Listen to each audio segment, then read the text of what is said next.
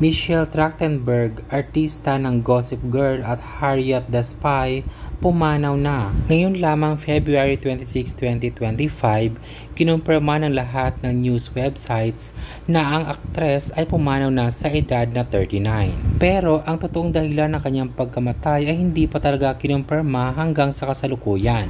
Ang aktres na si Michelle ay pinanganak sa New York noong October 11, 1985. Siya ay nagsimula na maging child star sa edad na 9 sa kanyang role sa Nickelodeon series na The Adventure of Pete and Pete. Ang kanyang big screen film debut ay noong 1996 sa Harriet the Spy.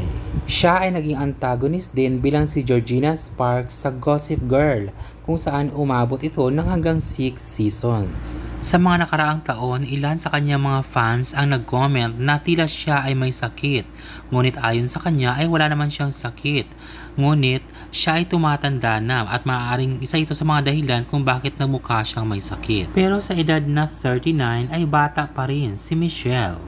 Ano ang masasabi niyo sa balitang ito? Mag-comment at mag-subscribe para palaging updated sa Showbiz One.